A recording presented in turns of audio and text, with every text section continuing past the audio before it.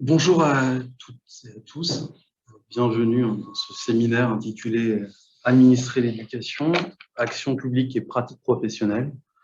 Un séminaire que nous concevons, Julie Pinsol, Julien Tourneville et moi-même, ainsi que l'ensemble des membres de notre collectif, à la fois comme le prolongement direct de nos recherches sur les cités éducatives, cette nouvelle émanation de l'action publique éducative et territorialisée, comme un espace de réflexion indispensable pour comprendre ce dont ces cités éducatives sont le nom dans l'espace de l'éducation et par conséquent dans l'espace social contemporain. D'emblée, et ceci n'est pas sans lien avec la diversité des origines disciplinaires des membres de notre collectif, nous avons convenu ici de solliciter aussi bien des spécialistes de l'éducation que des spécialistes plus généraux de l'action publique et par conséquent aussi bien des collègues des sciences de l'éducation que des collègues venant d'autres horizons, la sociologie et la science politique en particulier. Cette approche pluridisciplinaire permet de se concentrer à la fois sur des objectifs de compréhension des cités éducatives à la lumière de l'histoire sociale et du temps immédiat de l'administration de l'éducation, avec ses institutions, ses professionnels et ses publics, et sur des objectifs de décryptage de ce dispositif ou de cette démarche au prisme des outils d'analyse de la sociologie de l'action publique. Un grand merci, par conséquent, à Stéphane Cadiou, politiste, d'avoir accepté notre invitation.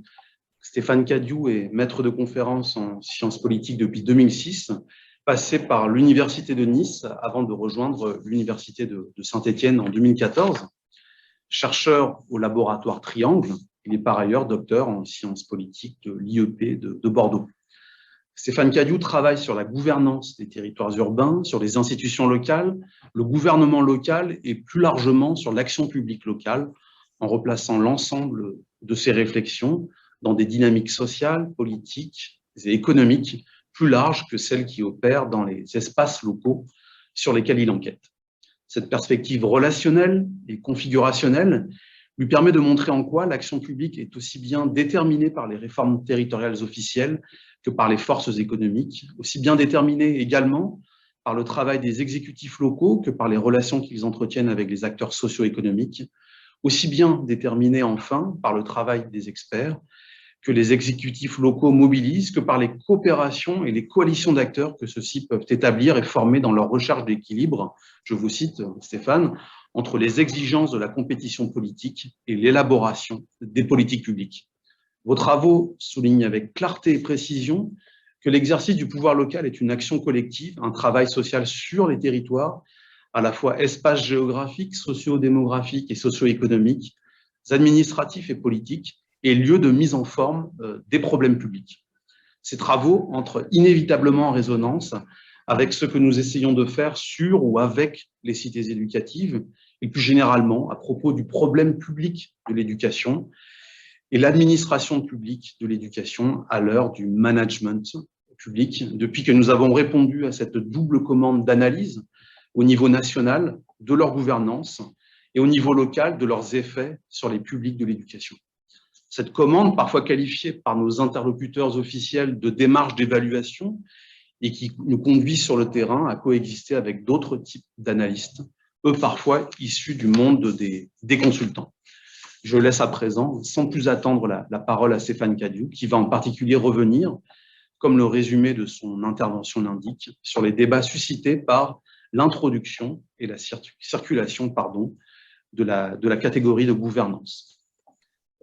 Nous vous écoutons, Stéphane. Merci. Merci beaucoup. Donc, bonjour à toutes et tous. Un grand merci pour cette invitation, un grand merci pour cette présentation. Elle me met même la pression, puisque vous avez cité, vous avez lu un petit bout de mes travaux. Donc, voilà, donc je me dis que je ne peux pas dire trop de bêtises, mais ce n'était pas l'objectif de toute façon.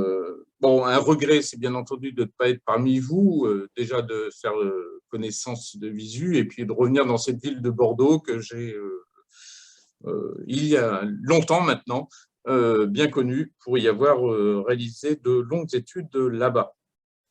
Bon, on va essayer de faire sans, et je vais essayer de répondre un petit peu. Alors, Est-ce que… Non, ça ne marche pas, ça défile. Ah, c'est bon. Je vais essayer de répondre un petit peu à la commande qui m'avait été passée. Alors, j'ai un petit PowerPoint c'est mon support en quelque sorte, hein, donc rien d'extraordinaire, mais je ne trahirai rien en disant que la commande initiale, quand elle m'est venue dans ma boîte mail, c'était on cherche quelqu'un sur la question de la gouvernance. Moi, je l'ai interprété comme bon, voilà, c'est le début d'une recherche et il y a besoin de clarifier, de spécifier un peu des termes, d'autant plus que certains, comme la gouvernance, ont suscité d'âpres débats et suscitent même parfois sinon des stéréotypes, du moins des positions très clivées, quoi, on va dire. Alors, au début, je me suis posé la question parce que je me suis dit, mais qu'est-ce que je vais pouvoir leur dire, voilà. Alors, ces interrogations étaient liées au fait que je ne vous connaissais pas, ça avait été présenté comme un projet de sciences de l'éducation. J'ai accepté, bien entendu, bien volontiers. Alors, je vais juste préciser un petit peu d'où je parle. Alors, moi, comme ça a été dit, c'est que je ne suis pas un représentant du courant de ce qu'on appelle la théorie politique. Donc, je ne vais pas parler de théorie de la gouvernance. Il en existe, la gouvernance, ça a suscité de nombreux manuels, de nombreux travaux. Moi, je ne vais pas me situer sur ce plan-là. Moi, je suis un politiste, ça a été dit, spécialisé sur les affaires territoriales, donc depuis quelques décennies maintenant. Je travaille plus particulièrement sur tout ce qui est action publique, les élus. Donc, on va dire les deux volets policy, les politiques publiques et politiques, c'est la compétition politique, les élus. Et je travaille plus particulièrement depuis quelques années sur les groupes d'intérêt. Comme je disais en propos introductif, là, avant que ça commence, j'ai consacré une habilitation à diriger des recherches sur les groupes d'intérêt, notamment sur le groupe des commerçants dans le gouvernement des villes, dans la gouvernance urbaine. Voilà. Alors, bien entendu, dans le domaine de spécialisation qui est le mien, les affaires territoriales, gouvernement, gouvernance, ce sont devenus des termes, des notions très banales, voire des notions indigènes. C'est-à-dire utilisées de manière commode, à la fois par des chercheurs et par des acteurs. Bref, c'est devenu un langage quasi courant dans notre domaine, ce qui fait que maintenant, les débats se sont quelque peu apaisés, même si parfois la gouvernance, le terme de gouvernance, cette catégorie de gouvernance est utilisée pour stigmatiser ou pour apposer des stigmates sur certains chercheurs, ou en tout cas pour se distinguer dans un champ académique. Voilà. C'est devenu un étendard qui contribue parfois un petit peu à faciliter ou pas le positionnement dans le champ académique. Dernier point de présentation d'où je parle, c'est que je ne suis pas un spécialiste, comme vous le savez, je n'ai pas mené de recherche académique sur les politiques éducatives. Néanmoins, je connais un petit peu, outre le fait d'être parent, c'est que je suis très impliqué dans une fédération de parents d'élèves à l'échelle, je préside un comité local, donc je ne vais pas dire, comme c'est enregistré, je ne vais pas dire le nom de la fédération, mais ça se trouvera assez facilement. Et puis, je suis engagé au conseil d'administration départemental de cette fédération, ce qui m'amène en fait à être plutôt un acteur des procédures internes. Et là, j'ai participé, par exemple, il y a eu la réforme du PEDT de la ville de Lyon. Voilà, donc j'ai une connaissance, alors moins sur les cités éducatives dont j'ai entendu parler, mais moi je m'intéresse plus au niveau plutôt sur les démarches PEDT et puis CDEN. Enfin, donc j'ai une connaissance, on va dire, d'acteur ou intuitive, empirique des politiques éducatives, mais ce que je perçois, c'est que s'il y a bien des enjeux particuliers, j'y reviendrai de manière limite sur quelques perceptions que ce secteur de l'éducation, il y a des enjeux particuliers, mais en même temps, l'éducation obéit à des tendances, me semble-t-il, générales que l'on retrouve dans d'autres secteurs de politique publique, d'où l'importance, me semble-t-il, d'avoir ce genre de réflexion préalable sur gouvernement et gouvernance. Alors, de quoi vais-je parler dans cette intervention? Alors, donc, je vais m'intéresser à la catégorie de gouvernance, ses utilisations, ses conditions d'utilisation, en partant du constat que le terme, sitôt qu'il est apparu, il a été vivement débattu, voire même stigmatisé. Il est vrai que c'est une notion qui est surchargée, surchargés de significations, dont des significations normatives. C'est-à-dire qu'il y a des usages qui ont très largement débordé sa conception. Deuxième chose, c'est une notion flottante, c'est-à-dire que quand on essaie d'en donner une définition, on tombe vite sur des définitions soit très englobantes, soit sur des définitions qui dérapent et dont on ne parvient pas à préciser les contours exactement. Deuxième élément, c'est que moi, à titre personnel, je me situe dans une posture, on va dire, plus pragmatique, c'est-à-dire que ce que je vais faire ici n'est ni un plaidoyer en faveur de la gouvernance, ni une dénonciation. Je vais plutôt partir de ces deux points de vue pour essayer d'amener à réfléchir sur les conditions d'usage de cette catégorie. Donc, avoir une posture très pragmatique, voir quelles sont les conditions d'usage et notamment voir quels sont les enjeux posés par et pour l'action publique de cette catégorie de gouvernance. Et enfin, j'essaierai d'étayer empiriquement, dans la mesure du possible, mes propos et n'hésitez pas, bien entendu, à m'interpeller sur certains points. Alors, je crois que j'ai fait ça en 3 points.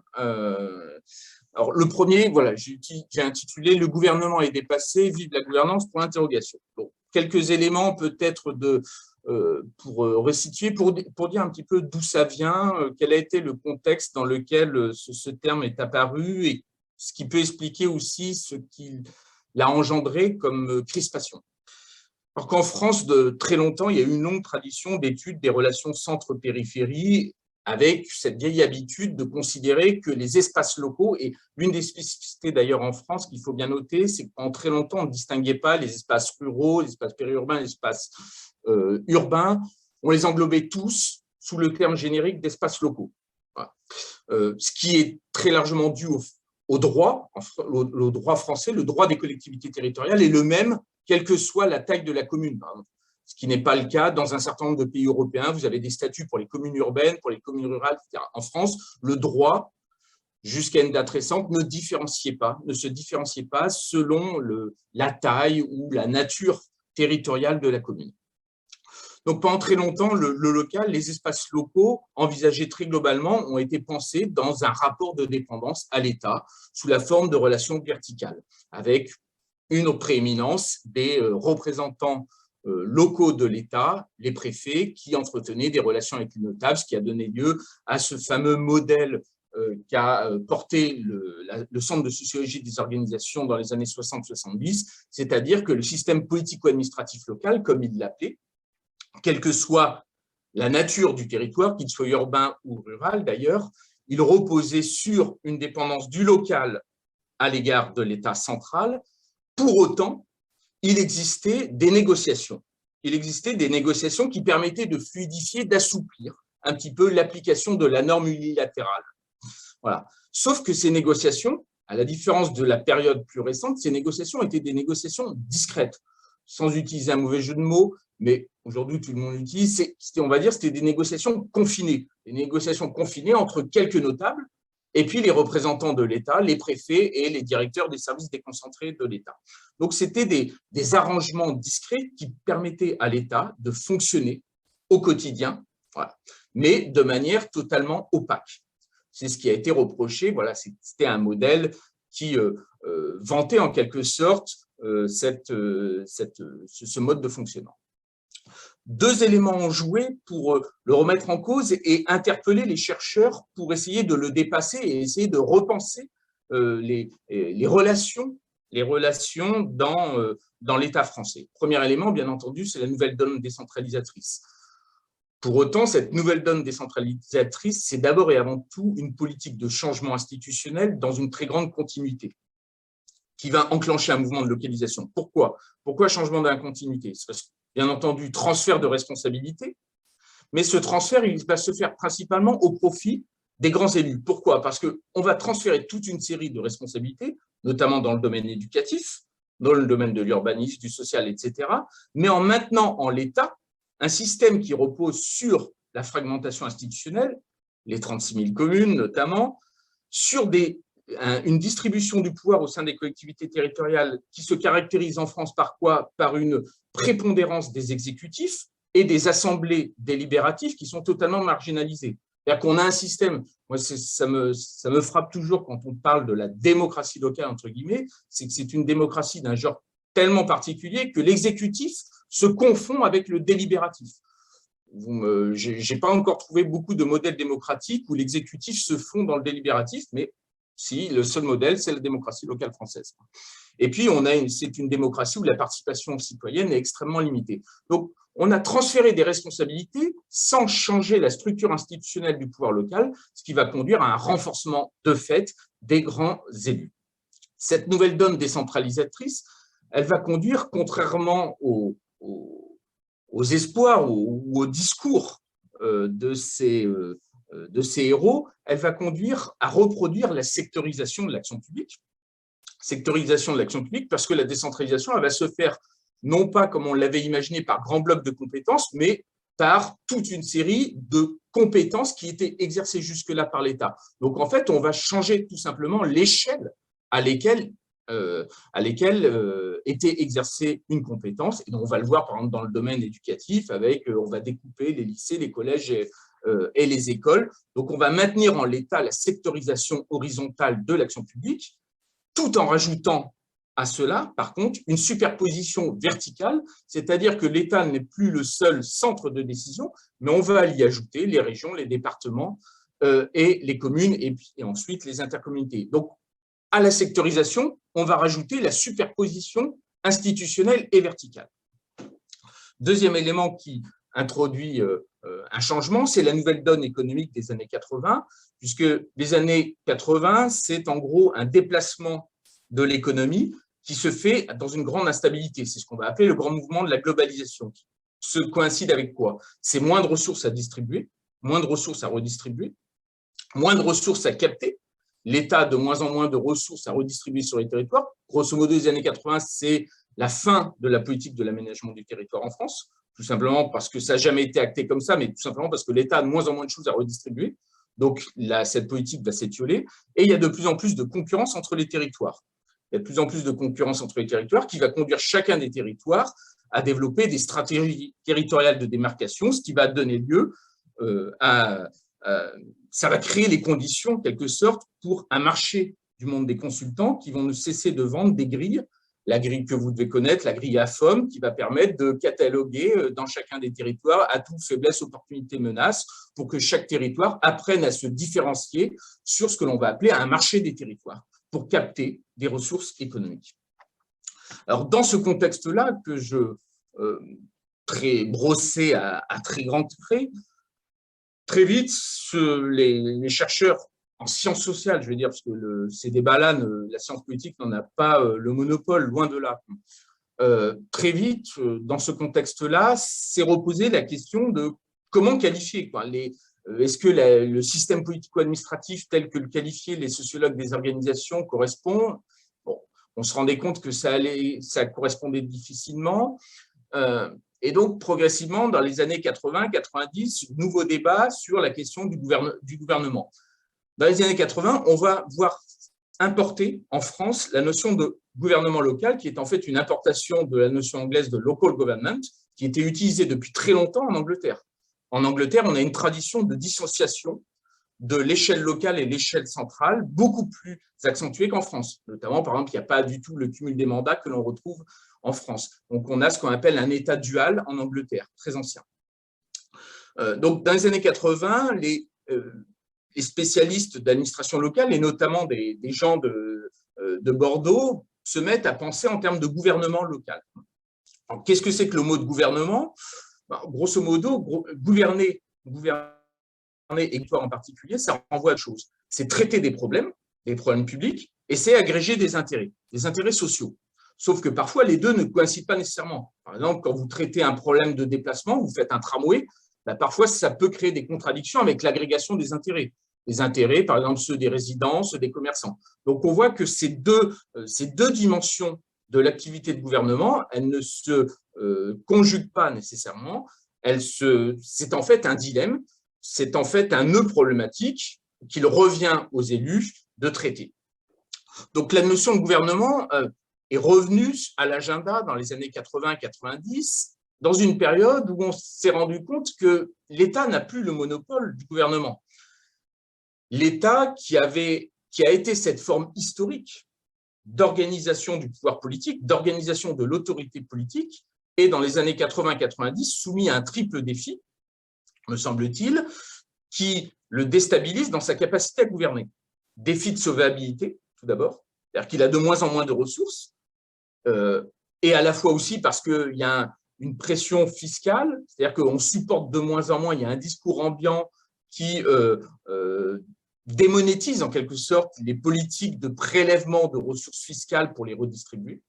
Deuxième chose, il y a un défi d'efficacité, de plus en plus de politiques publiques peinent à avoir des résultats immédiats. Et troisième défi, c'est un défi de légitimité, c'est-à-dire qu'à partir des années 80, nombre de politiques de l'État se heurtent à des problèmes d'acceptabilité, à des problèmes de contestation. Bon, déjà dans les années 70, on a un certain nombre de grands équipements qui ont défrayé la chronique, allant du Larzac à Superphénix, etc. Mais dans les années 80, ça va se multiplier sur des équipements de moins grande ampleur. Et donc, on a un défi de légitimité, c'est-à-dire que l'intérêt général posé en surplomb ne suffit plus dans les années 80-90 pour imposer des politiques publiques, pour faire accepter des décisions politiques. Du coup, ce contexte interroge sur la capacité des autorités publiques à gouverner. Certains disent que les sociétés sont devenues ingouvernables. Par exemple, il y a des anglo-saxons qui considèrent qu'il y a une ingouvernabilité de nos sociétés. Et en même temps, force est de constater qu'il y a bien toujours des règles, des biens, des services collectifs qui continuent à être produits. Aujourd'hui, beaucoup parlent, dans le domaine des études urbaines, on parle beaucoup du néolibéralisme. Force est de constater que malgré ce néolibéralisme, il y a toujours des politiques publiques, il y a toujours des règles qui sont produites, il y a toujours des biens collectifs, des services collectifs, etc. Donc, les autorités publiques n'ont pas disparu. Elles n'ont pas disparu.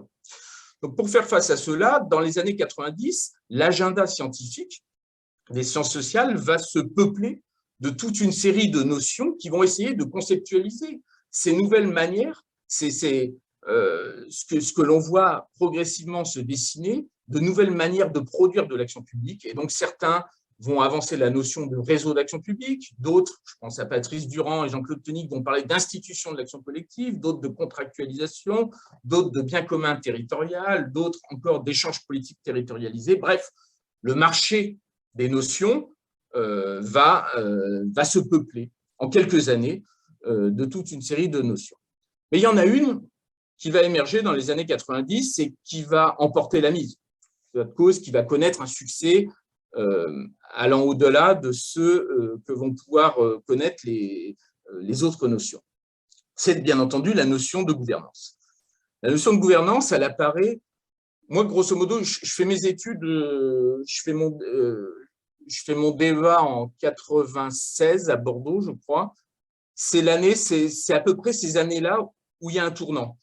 Il y a un tournant, un des grands auteurs qui a été, enfin, un des grands représentants de ce tournant, c'est Patrick Le Gallès, sur lequel je reviendrai par la suite. Il produit un article dans la Revue française des sciences politiques en 1995 qui annonce du gouvernement urbain ou du gouvernement des villes à la gouvernance urbaine. Et donc, milieu des années 90, on a une bascule, un tournant qui s'opère, qui est aussi un tournant générationnel. C'est-à-dire qu'il y a une nouvelle génération de chercheurs qui s'est formée et qui a lu des auteurs anglo-saxons, qui a pratiqué la comparaison et qui propose de nouvelles catégories pour penser ces évolutions qui sont en cours. Et donc, la gouvernance apparaît dans cette période-là pour essayer de prendre en compte les mécanismes de coopération. C'est-à-dire qu'on se rend compte qu'aujourd'hui, l'action publique, enfin, dans le contexte que je viens très vite d'évoquer, brosser à grands traits, ce qu'on appelait la coordination hiérarchique, c'est-à-dire le pouvoir un petit peu tutélaire de l'État, n'est plus suffisant. Et que la verticalité n'est plus suffisante pour expliquer, pour comprendre, pour éclairer ce qui se joue, pour comprendre la production de l'action publique.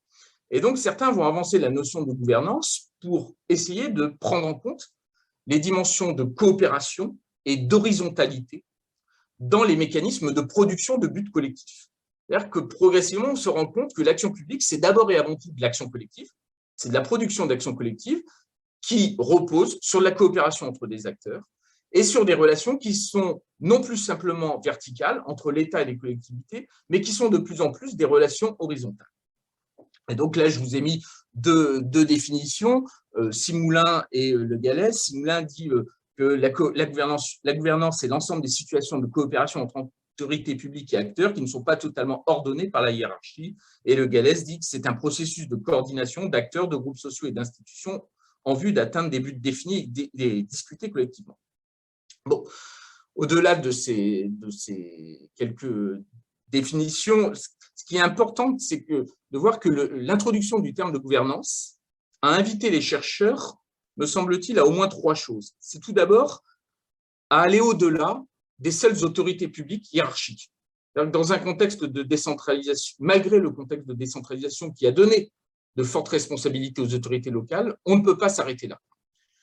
Les institutions n'ont plus le monopole de la production, de l'action, elles n'ont plus le monopole des ressources. Deuxième chose, c'est que les acteurs entretiennent des rapports de plus en plus horizontaux, et notamment les grandes villes. C'est-à-dire que de plus en plus, les maires des grandes villes n'ont plus simplement l'exigence d'aller capter des ressources au centre, comme on en avait l'habitude, mais de plus en plus, ils doivent aller capter des ressources à l'horizontale auprès d'autres acteurs, des acteurs économiques, des réseaux d'acteurs, etc. Et troisième chose, c'est que la dimension de gouvernance a introduit aussi la contingence, c'est-à-dire que la gouvernance, ce sont des processus plus fragiles. Ce sont des processus plus fragiles et beaucoup moins stabilisés que ne pouvait le donner l'impression du système politico-administratif tel que l'avait conçu le CSO. D'ailleurs, c'était une des grandes critiques. C'est que l'approche par le CSO, c'est une approche qu'on appelle homéostatique, c'est-à-dire que c'est le principe d'un système. Le système, il fonctionne bien, mais sauf qu'il ne permet pas de comprendre le changement. Il ne permet pas de comprendre le changement. Et la gouvernance introduit justement la notion de changement. Dernier point aussi sur cette notion de gouvernance, c'est que très vite, la gouvernance, elle va faire l'objet d'usages pluriels. Elle apparaît sur l'agenda scientifique et très vite, on va en faire des usages, je dirais même contradictoires. Quand on regarde un petit peu, quand on regarde un petit peu dans la littérature, ce qui est frappant, c'est de voir que vous avez les deux bouts de l'échiquier politique presque qui utilisent la notion. Tout d'abord, il y a le public choice, les libéraux scientifiques ou les néolibéraux scientifiques qui l'ont utilisé. Ça a dérivé dans des usages normatifs, notamment pour penser l'efficacité de l'action publique. Et c'est ce qui donnera lieu à des usages par la Banque mondiale, etc. Et puis, d'un autre côté, vous avez les néo-marxistes qui, dans le monde anglo-saxon, particulièrement, ont été des apôtres de la notion de gouvernance. Aujourd'hui, c'est dans la littérature, moi, ce qui m'intéresse, les urban studies, les néo-marxistes ont très largement le vent en poupe, et ce sont eux qui portent les problématiques, les analyses en termes de gouvernance pour critiquer, de manière souvent très politique d'ailleurs, de manière très politique, les politiques publiques qui sont menées par les institutions. Donc, on a des usages qui sont éminemment contradictoires, éminemment variables de cette notion de gouvernance. Cette notion de gouvernance, elle a suscité beaucoup de malentendus. Je dirais que pour faire simple, pour simplifier, il y a 4 grandes critiques qui ont très vite été opposées et qui sont souvent des reproches dont, comment je pourrais dire ça de manière soft, c'est que certains de ces reproches sont parfois quelque peu forcés pour disqualifier les auteurs qui utilisent cette notion. Donc, quatre reproches. Le premier, c'est que pour certains, la gouvernance aurait vocation à substituer une vision de marché et à déréguler. En gros, ceux qui défendraient une approche en termes de gouvernance territoriale seraient des apôtres du marché ou des sociodémocrates, pour faire vite. Deuxième type de reproche, la gouvernance véhiculerait une vision très optimiste de la conduite des affaires. En gros, pour un certain nombre de critiques, les tenants de la gouvernance véhiculeraient l'idée que l'action publique serait une action éminemment collective, c'est-à-dire consensuelle, œcuménique, où il y aurait nécessairement de la coopération. C'est-à-dire que la coopération serait posée a priori. Troisième critique, qui a été formulée à l'égard de la gouvernance, c'est qu'elle mettrait tous les acteurs sur le même plan. C'est-à-dire qu'en gros, l'État serait devenu, on serait passé du tout au rien, c'est-à-dire d'une situation où l'État était tutélaire, la gouvernance aurait conduit à faire de l'État un acteur comme les autres. Or, l'État ne peut pas être considéré comme un acteur comme les autres, tout simplement déjà parce qu'il représente l'intérêt général, qui est une ressource dont il a, sinon le monopole, en tout cas qui est plus difficile à partager que d'autres ressources. Et quatrième reproche, c'est que la gouvernance s'apparenterait à un discours très désincarné, très global. C'est-à-dire qu'en sociologie, notamment, on reproche souvent aux tenants de la gouvernance d'avoir des travaux très macro qui ne seraient pas suffisamment fondés empiriquement. Bon, si un certain nombre de ces reproches sont sans doute vrais, il me semble qu'il y a quelques bémols à apporter. C'est que les tenants de la gouvernance, n'ont jamais dit que les organes de gouvernement ont disparu. La gouvernance n'a pas vocation à se substituer au gouvernement. C'est-à-dire que ce n'est pas parce qu'il y aurait de la gouvernance que les organes de gouvernement, c'est-à-dire les exécutifs, les assemblées, ont disparu. Il existe toujours des exécutifs et qui sont même extrêmement renforcés. On a dans la démocratie locale des exécutifs qui sont très présidentialisés. Aujourd'hui, le maire d'une très grande ville, le président de la métropole de Lyon, je crois qu'il gère, c'est un budget de près de 2 milliards d'euros. Donc, on a des présidents d'exécutifs locaux qui sont loin d'avoir disparu et qui ont des ressources extrêmement importantes. Sauf qu'ils ne gouvernent pas seuls. Ils ne gouvernent pas seuls. Ils sont responsabilisés, ils ont beaucoup de moyens, ils ont beaucoup de légitimité, les exécutifs locaux, mais ne peuvent plus gouverner seuls. L'action publique est de plus en plus une action collective. Deuxième élément, deuxième bémol, c'est que la gouvernance n'a jamais été pensée comme une idéologie, tout du moins initialement. Ces usages en ont fait peut-être ensuite un usage idéologique, mais initialement, la gouvernance n'est pas une idéologie et ce n'est pas non plus une grille générale. Je reprends un texte qui avait été, je crois, écrit dans les fin des années 90 par Boraz et Le Gallès, qui disait « La gouvernance ne constitue pas en l'état actuel un concept ancré dans une théorie, ni a fortiori une théorie. Elle s'apparente plutôt à une notion, au mieux un concept de second ordre, qui n'apporte pas tant des réponses dans l'immédiat qu'elle ne permet de formuler des questions. » Je pense que la gouvernance, si on s'en tient là, n'a pas vocation à tout expliquer, elle vise juste à poser quelques questions, d'autres questions que ne pouvaient le faire d'autres notions comme celle de gouvernement. Troisième chose, c'est que la gouvernance enrôle des acteurs variables. Et selon les secteurs, ces acteurs varient. Dans certains secteurs, l'État a plus ou moins disparu, et dans d'autres, il est encore très fortement présent. Par exemple, le secteur éducatif est un secteur dans lequel l'État est encore fortement présent, ne serait-ce que parce qu'il emploie des professionnels. Voilà, il emploie des professionnels. Et puis, il y a d'autres secteurs dans lesquels l'État est très loin d'avoir disparu. Alors, puis, il y a le secteur des risques industriels. La gestion des risques industriels et des risques naturels, c'est des secteurs où l'État, au contraire, est omniprésent. Au contraire, on est dans des secteurs où les relations verticales sont loin d'avoir disparu. Donc, la gouvernance, elle enrôle des acteurs variables selon les secteurs. Dans certains secteurs, l'État, c'est vrai, par exemple, a plus beaucoup de pouvoir. L'aménagement du territoire. Dans l'aménagement du territoire, l'État n'a plus grand-chose à distribuer. Voilà. Mais dans d'autres secteurs, le secteur éducatif, le secteur des risques industriels, aujourd'hui, c'est l'État qui est encore très fortement présent, et même peut-être plus dans les risques industriels que l'éducation. Quatrième bémol, c'est que la gouvernance n'est pas a priori une recette, mais c'est un processus. Voilà. La gouvernance ne doit pas être entendue a priori comme une recette, c'est-à-dire qu'elle n'apporte pas de solution politique, mais elle vise simplement à être une loupe pour regarder des processus. Et s'il y a bien une chose auquel s'intéressent les spécialistes de la gouvernance, c'est d'abord le changement. Les spécialistes de la gouvernance, effectivement, sont très intéressés par les processus de changement. C'est ce qui d'ailleurs les amène souvent à aller piocher, notamment dans le domaine de l'économie politique, pour essayer de voir comment les changements macrostructurels impactent les changements des politiques publiques. Donc, pour résumer, je dirais que pour moi, la gouvernance, c'est non pas une idéologie, non pas une théorie, c'est un chantier. C'est un chantier qui pose des questions, qui invite à quatre choses, qui invite tout d'abord à regarder en dehors des institutions pour saisir des relations de pouvoir. Deuxième chose, c'est saisir une diversité d'autorités. Aujourd'hui, il y a une dissémination des autorités politiques. L'État n'est plus seul, il n'a plus le monopole. Et même au niveau local, vous avez communes, métropoles, intercommunalités, etc. Vous avez une multiplication des autorités, vous avez une pluralisation des systèmes d'acteurs. Il y a un pluralisme des acteurs. Qu'on le regrette ou pas, de plus en plus, il y a de plus en plus d'acteurs.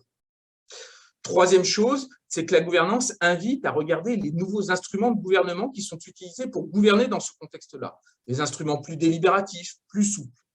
Et quatrième chose, c'est que la gouvernance, par le fait qu'elle repose sur l'idée de la contingence, de la fragilité, elle invite à la comparaison. Elle invite à comparer les modes d'action collective. C'est-à-dire comment on produit de l'action collective ici ou là. Les cités éducatives menées dans une grande ville et dans telle autre ne sont sans doute pas menées de la même manière. Voilà, ça, s'il y a bien une invitation, c'est que la gouvernance invite à la comparaison. Deuxième chose, deuxième temps, le temps des turbulences. Si la gouvernance est née, c'est qu'elle répondait aussi à une conjoncture bien particulière qui a bousculé, qui a posé de nouveaux enjeux par et pour l'action publique. Alors, ce qui est intéressant de noter, c'est que la gouvernance, les premiers à l'avoir beaucoup utilisée, enfin ceux qui l'utilisent beaucoup, c'est les spécialistes de l'Union européenne. Et pour cause, l'Union européenne, c'est un système qui, comme vous le savez, est un système polycentrique. Il n'y a pas une seule institution, il n'y a pas de rapport tutélaire, on est dans des relations intergouvernementales. C'est le principe de l'Union européenne, c'est que quand bien même y a-t-il un président et quand bien même serait-il français, ce président, il n'a pas de pouvoir tutélaire sur les autres acteurs.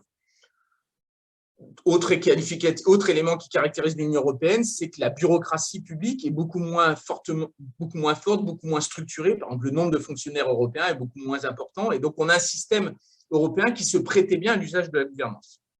Il n'en reste pas moins que la notion de gouvernance ne s'applique pas, bien entendu, qu'à l'Union européenne, et elle s'applique aussi, me semble-t-il, enfin, en tout cas, elle invite à poser des questions à ceux qui s'intéressent aux affaires territoriales.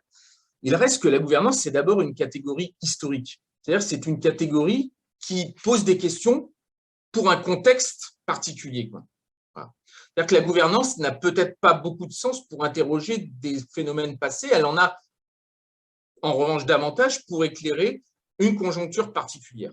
Cette conjoncture, c'est une conjoncture marquée par des défaillances gouvernementales. C'est-à-dire qu'aujourd'hui, vous devez sans doute faire ces constats-là dans les domaines que vous connaissez, en tout cas mieux que moi, ceux de l'éducation, c'est qu'aujourd'hui, on peut constater que dans plein de secteurs, il y a des défaillances gouvernementales, des défaillances qui se caractérisent par des déficits de ressources. C'est-à-dire que les gouvernements ont souvent un déficit de ressources financières, un déficit de ressources techniques, un déficit de ressources humaines, ce qui leur pose des problèmes pour mettre en œuvre des réglementations.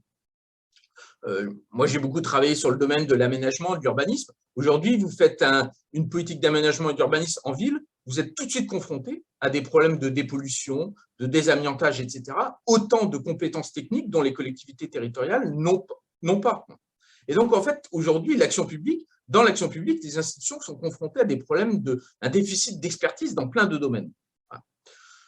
Un autre exemple, c'est la gestion des données, des data. Aujourd'hui, il y a un vrai déficit des collectivités territoriales dans la gestion des données. Voilà. Donc, il y a plein de déficits techniques qui posent des problèmes, qui posent des défaillances gouvernementales. Moi, dans le domaine du commerce que j'ai étudié, il faut savoir que, par exemple, les communes qui sont pourtant tant attachées à leur commerce n'ont pas les outils pour mesurer le nombre de commerces qui existent sur un territoire.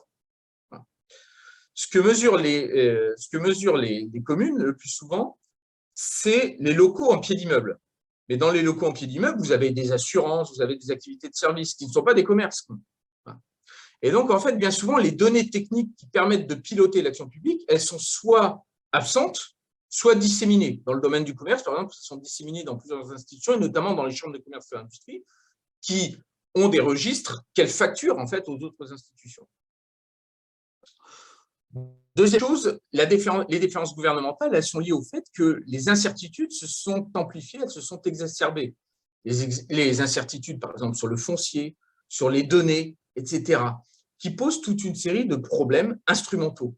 Comment on mène des politiques publiques quand aujourd'hui on fait face à des contextes qui sont de plus en plus incertains. Dans le domaine éducatif, moi je suis frappé, par exemple, en étant représentant de parents d'élèves, la ville de Lyon est dans l'incapacité, année par année, de mesurer par avance les arrivées de nouveaux ménages et d'anticiper, par exemple, les ouvertures et les fermetures de classes.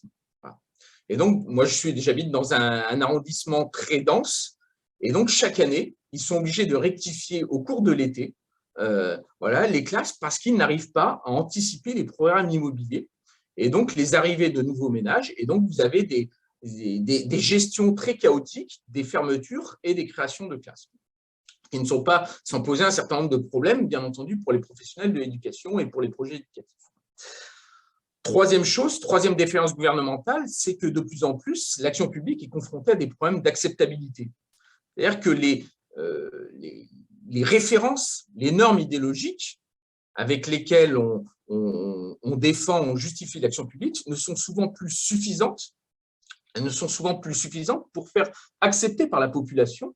Et aujourd'hui, il n'est qu'à voir le poids du contentieux, dans les collectivités territoriales pour la moindre activité, c'est assez hallucinant, quoi. Le moindre projet d'urbanisme, le moindre projet d'aménagement suscite une forte activité contentieuse, tout simplement parce que l'action publique n'emporte plus d'adhésion en soi et pour soi, elle est tout de suite confrontée à des problèmes d'acceptabilité. Et donc, ça pose des problèmes, ça montre toutes les limites d'un gouvernement central et dirigiste. Et donc, c'est bien pour cela que la gouvernance est arrivée. 3 autres choses, me semble-t-il, sont importantes à noter pour bien spécifier la nature historique de la catégorie de gouvernance. Premier élément, c'est qu'il y a eu une évolution, une mutation des rapports du capitalisme au territoire. C'est-à-dire qu'aujourd'hui, on a un capitalisme qui est de plus en plus flexible, mais contrairement à ce que l'on pouvait s'attendre, c'est que les entreprises sont de plus en plus volatiles, mais elles sont de plus en plus soucieuses de leur choix d'implantation. Et donc, de plus en plus, ce que montrent les économistes, ce qu'on appelle la nouvelle économie géographique, c'est que de plus en plus, la concurrence se fait non plus sur les coûts de production, tout simplement parce que c'est perdu d'avance sur les coûts de production, mais la concurrence se fait de plus en plus sur ce qu'on appelle les coûts de coordination, c'est-à-dire l'accès à des ressources. L'accès à des ressources, c'est quoi? L'accès à des sous-traitants, l'accès à des réseaux de compétences, l'accès à des laboratoires, etc., etc.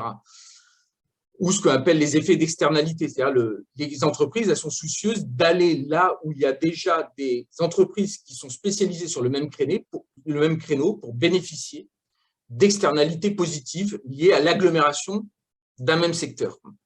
Et donc, cette évolution du capitalisme, des rapports du capitalisme au territoire, ça a eu une conséquence très forte, c'est que ça a conduit à concentrer les activités. Ça a conduit à concentrer les activités sur certains types de territoires, et notamment les très grandes métropoles. Et c'est ce qui explique en partie pourquoi les politiques d'enseignement supérieur, aujourd'hui, sont des politiques qui concentrent les moyens à travers les IDEX, etc., toutes ces politiques de label, ils les concentrent sur les grandes métropoles. Deuxième évolution qu'essaie de penser la gouvernance, c'est qu'il y a une évolution des rapports de l'État au territoire. L'État n'a plus les mêmes moyens, n'est plus en mesure aujourd'hui de piloter l'action publique comme il faisait avant. Tout simplement parce qu'il a des moyens qui se sont affaiblis. Ses services déconcentrés se sont étiolés, notamment sous l'effet des politiques de nouveau management public qui ont réduit les effectifs. Ces politiques ont réduit les effectifs et donc les services déconcentrés, bien souvent, n'ont plus les capacités d'exercer les missions qui sont les leurs. Aujourd'hui, dites-moi, dans chacune des régions, quelle est la vision de l'État pour l'avenir territorial de telle ou telle région? Je pense que l'État ne le sait pas lui-même. Voilà. L'État a de moins en moins les capacités d'agir dans les territoires, faute d'en avoir les moyens. L'une des grandes compétences qui reste à l'État, c'est un truc qui s'appelle le contrôle de légalité, c'est-à-dire de mesurer, d'évaluer la légalité des actes des collectivités territoriales. Sauf qu'aujourd'hui, les rapports qui ont été faits montrent que le contrôle de légalité qui est normalement effectué par les préfectures n'est pas dans les faits effectué, tout simplement parce que les préfectures n'ont plus les moyens. On estime à peu près, selon les années, à peu près, je crois que c'est 0,007 ou 8% des actes des collectivités territoriales qui font l'objet d'un contrôle de légalité. Tout simplement parce que l'État n'a plus n'est plus en mesure d'exercer ses missions. Pour autant, ça ne veut pas dire que l'État a disparu. Si l'État a de moins en moins de moyens dans les territoires, l'État a essayé de se repenser à travers de nouveaux outils. Me semble-t-il, il y en a deux. Il y a deux types d'outils et qui font écho à des choses qui se passent dans le domaine de l'éducation. Première chose, c'est que l'État utilise de plus en plus des instruments sélectifs qu'il met en place depuis l'État central ou depuis certaines agences. Et il va piloter l'action publique aujourd'hui à travers des appels à projets et la distribution de labels. Et les cités éducatives participent de cela, de ce processus. C'est-à-dire que l'État, il a de moins en moins de choses à distribuer. Alors, comment il procède? Eh bien, il procède par des cahiers des charges, en amont de l'action publique, où il va mettre en concurrence et il va distribuer ensuite. Alors, au début, dans les années 2000-2010, il distribuait parfois des subventions pour aider. Aujourd'hui, il distribue principalement des labels, un petit peu d'ingénierie parfois, mais il ne distribue plus grand-chose. Mais en tout cas de cause, il gouverne aujourd'hui principalement à travers des appels à projets. Des appels à projets qui ont d'ailleurs très largement remplacé les contrats qui avaient été mis en place dans les années 80-90. Donc, de plus en plus, les appels à projets, c'est-à-dire la mise en concurrence des territoires, s'est substitué à la gestion par des contrats égalitaires de tous les territoires. Et le deuxième outil qu'utilise de plus en plus l'État, là je passe beaucoup plus vite, c'est les finances. Il y a des évolutions en ce moment qui se jouent, notamment sous le gouvernement Macron, qui amplifient des évolutions qui s'étaient déjà manifestées sous Nicolas Sarkozy et François Hollande. C'est-à-dire que de plus en plus, l'État cherche à enrôler les collectivités territoriales dans la discipline budgétaire européenne. C'est-à-dire que de plus en plus, l'État demande aux collectivités territoriales de participer à l'effort budgétaire, à la réduction. Et cet effort budgétaire, c'est quoi? C'est les dépenses de fonctionnement. Sarkozy et Hollande s'y étaient mal pris. Ils s'y étaient pris comment? Eux, ils s'y étaient pris en usant des dotations budgétaires. Chaque année, l'État vote des dotations annuelles aux collectivités territoriales. Et il les faisait varier. Voilà. Vous ne faites pas suffisamment d'efforts, les collectivités, ben nous, on va freiner les dotations. Ce qui crispait les élus locaux. Macron, il s'y est pris différemment. Il a introduit des contrats avec les principales collectivités territoriales françaises. Et il s'est mis à contractualiser en disant « je stabilise les dotations annuelles de l'État, mais en échange, les plus grandes collectivités territoriales doivent s'engager sur des dépenses de fonctionnement, sur une hausse des dépenses de fonctionnement limitée. » Et donc, progressivement, par l'usage de la contractualisation, Macron a enrôlé les collectivités territoriales dans cette discipline budgétaire européenne. Et donc, c'est un outil extrêmement fort, les finances, très technique, difficile à débattre. Par exemple, dans la campagne présidentielle, j'imagine qu'on ne va pas beaucoup en parler, parce que tout simplement, c'est difficile à politiser ce genre de sujet.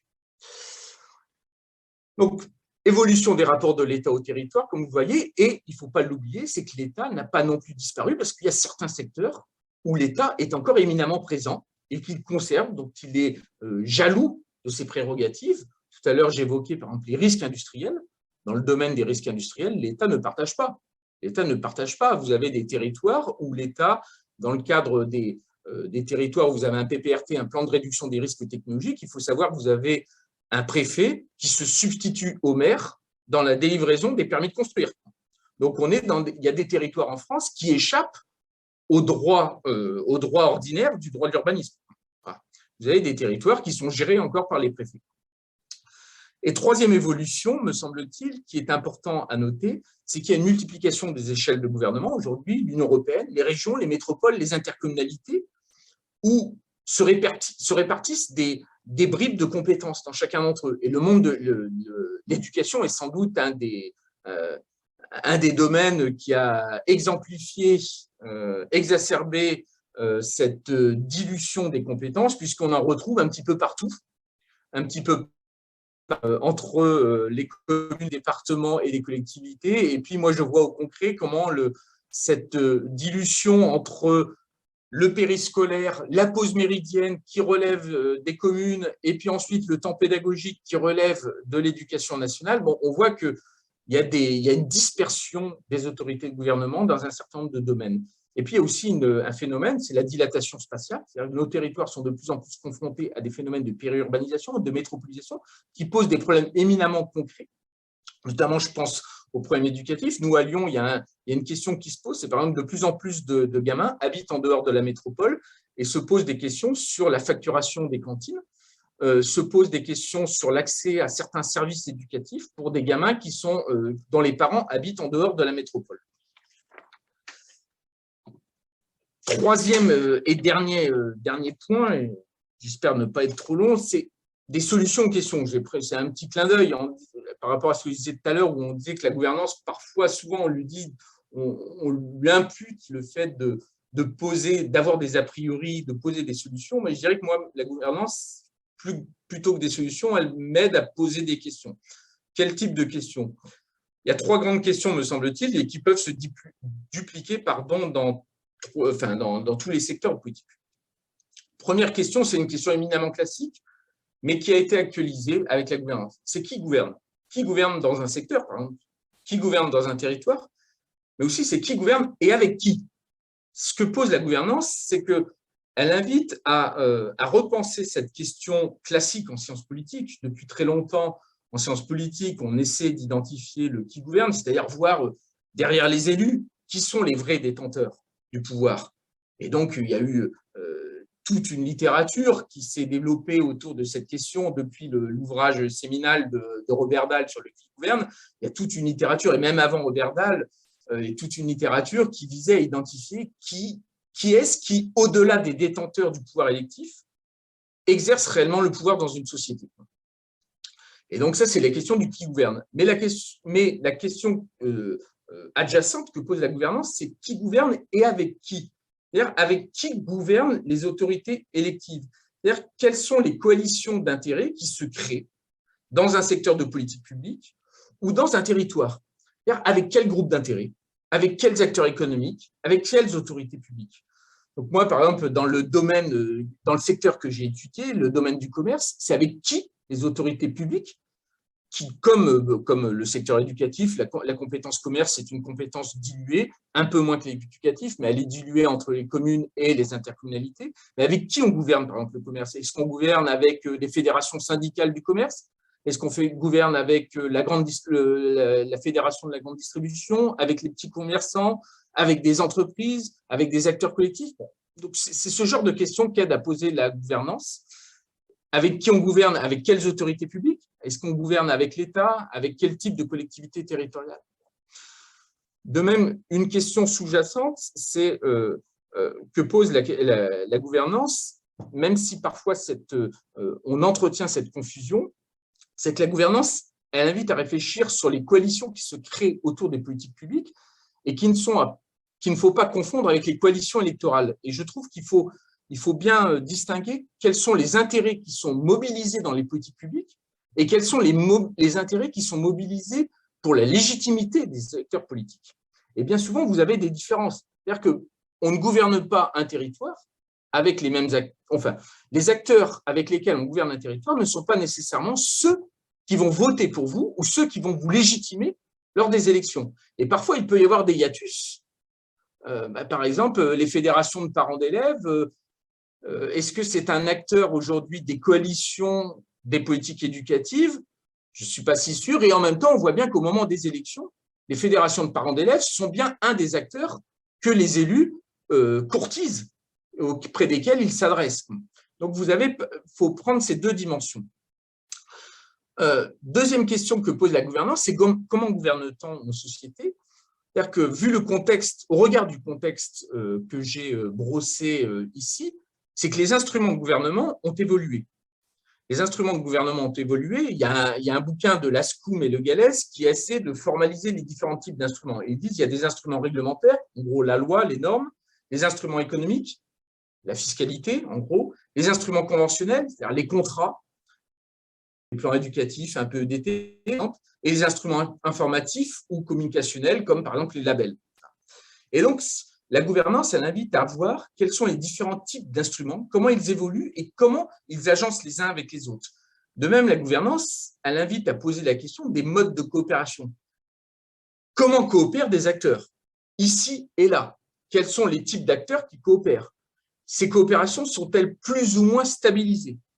Et autre question adjacente, c'est quel est le degré d'ouverture? Quel est le degré d'ouverture? Et ce que montrent bien les travaux de la gouvernance, c'est que l'ouverture, s'il y a bien une ouverture des systèmes d'acteurs dans les mécanismes de gouvernance, c'est-à-dire que les autorités publiques n'ont plus le monopole de l'action publique, cette ouverture, elle est sélective.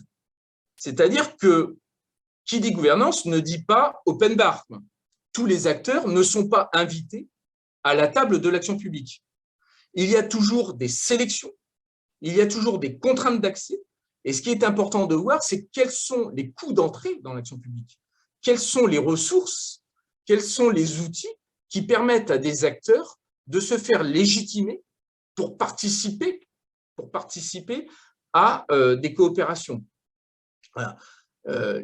Moi, c'est toujours intéressant de voir que pour un domaine qui est tout autre, le développement économique, les institutions territoriales, elles pensent toujours à ouvrir la coopération dans le domaine des développements économiques avec des entreprises. Par contre, on pense moins directement à des syndicats de salariés.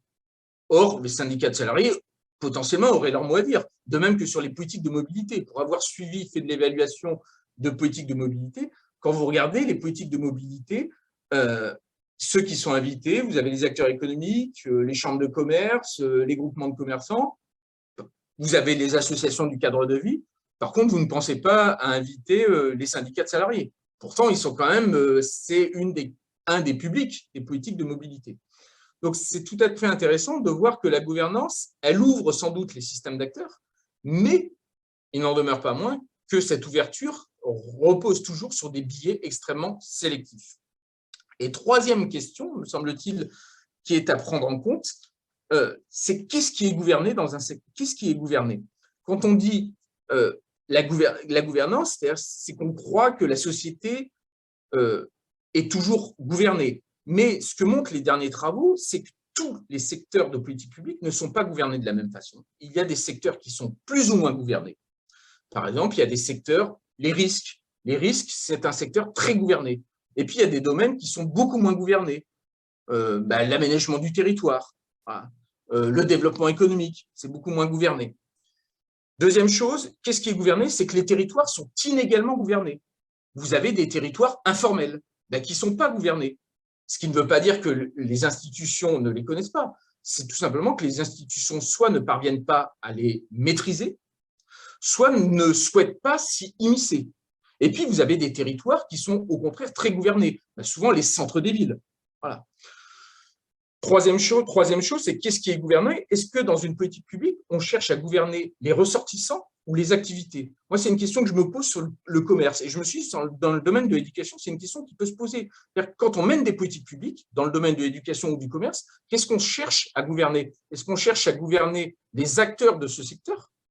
En l'occurrence, moi, je me suis posé la question, c'est les politiques publiques du commerce, est-ce qu'elles cherchent à réguler les commerçants et en gros à les faire taire, à obtenir leur assentiment, ou est-ce qu'on cherche à réguler des activités marchandes? Or, on sait que c'est extrêmement compliqué de réguler le commerce, cette activité marchande. Donc, il y a une vraie question à se poser, c'est quand on gouverne, est-ce qu'on gouverne les publics ou les activités? Et ce que montrent bien les derniers travaux sur la gouvernance, c'est qu'il y a une discontinuité, c'est-à-dire qu'il n'y a pas, on ne gouverne pas tout de la même manière et au même moment. Voilà. Il y a des territoires informels, il y a des publics. Il y a les travaux, par exemple, de Thomas Aguilera sur les squats, qui montrent bien qu'il y a des secteurs des villes qui échappent à la gouvernance, qui échappent au gouvernement. Donc, il y a bien des pans de la société, il y a des pans des territoires qui échappent. Par exemple, on peut penser qu'il y a des territoires socialement marginalisés qui sont moins gouvernés que les territoires les plus centralisés, qui suscitent la plus grande attention des institutions. Dernier point, en guise de conclusion, quelques précautions d'usage.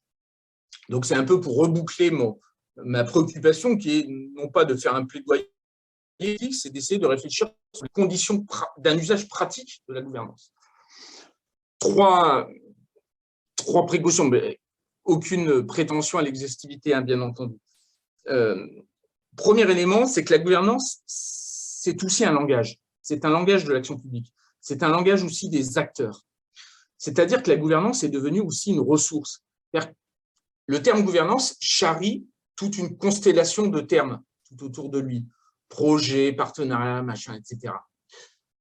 Et il y a des usages discursifs qui sont faits de la gouvernance pour s'auto-légitimer ou se légitimer dans des systèmes d'acteurs. Et ça, il faut en prendre en compte. Deuxième chose, c'est que, me semble-t-il, il faut prendre en compte le poids des professionnels et de l'ingénierie. Je me dis que les cités éducatives, il y a aussi une part importante des professionnels dans la promotion de ce type de dispositif, comme on le trouve dans un certain nombre de dispositifs de l'action publique. Et ces professionnels de l'action publique, souvent, ils ont toute une ingénierie. Voilà. Je vois à Lyon, ils ont fait un PEDT, ils ont créé un poste de chargé de mission PEDT.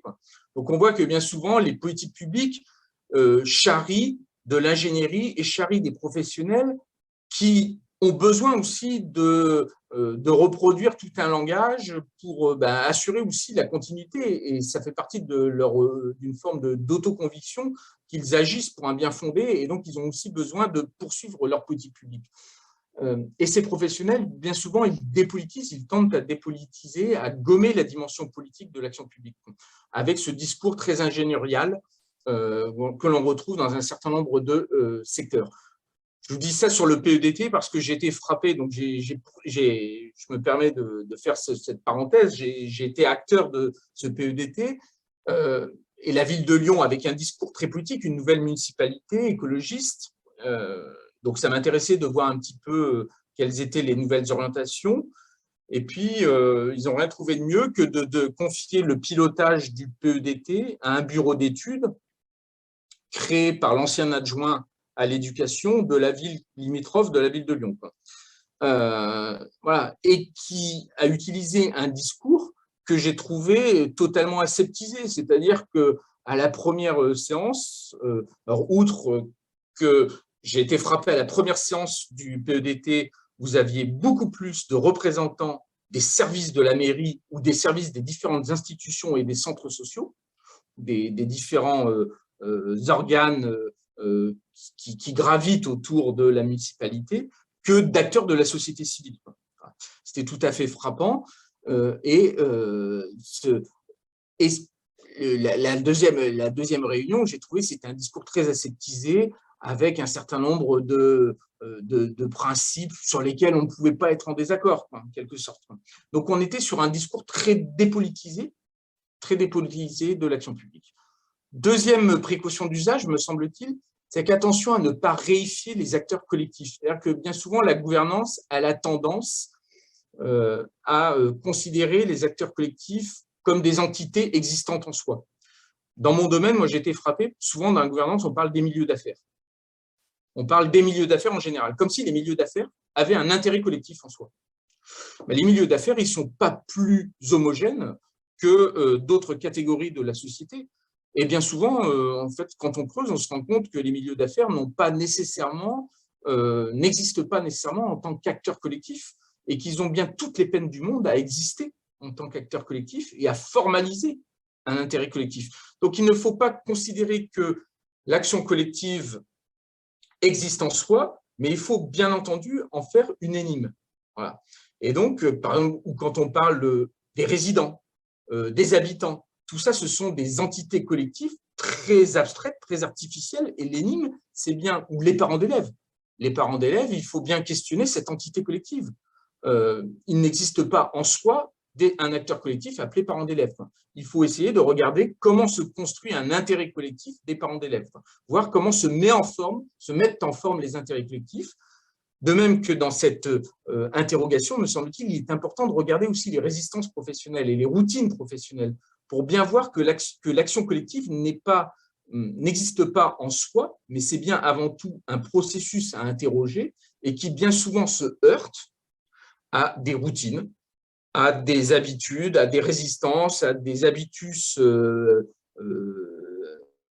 corporatives ou professionnelles qui font que vous avez des acteurs qui ne se parlent pas tout simplement parce qu'ils ont des contraintes, des normes de travail qui sont différentes et qui rendent difficile la création de l'action collective.